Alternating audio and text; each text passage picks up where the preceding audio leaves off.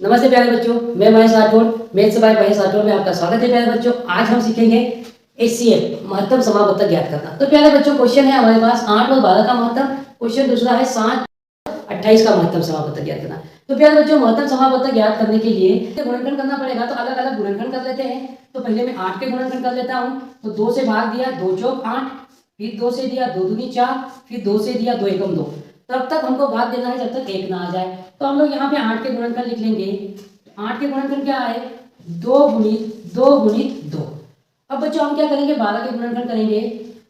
तो 12 के गुणनखंड कर लेते हैं। 2 से भाग दिया, 2 6 12, फिर 2 से दिया 3, 2 दिया 6, फिर उसके बाद 3 करेंगे, 3 एकम 3। अब 12 के गुणनखंड हम लिख लेंगे यहाँ पर 2 गुणित 2 गुणित 3। अब प्यारे बच्चों, गुणनखंड हो जाने के बाद अब दोनों में जो कॉमन गुणनखंड है हम लोग वो लेंगे।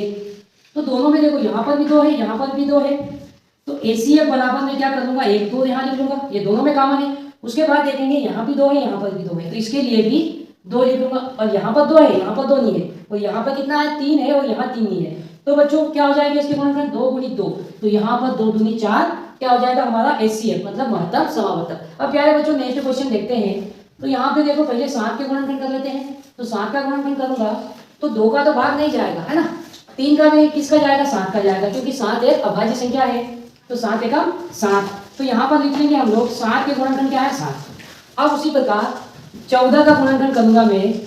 तो 14 में 2 का भाग दिया, तो 2 सके 14, फिर 7 का या 7 एकम 7। तो 14 के गुणनखंड लिख लेंगे प्यारे बच्चों, क्या है? 2 गुणित 7। अब उसी प्रकार 28 के गुणनखंड करेंगे।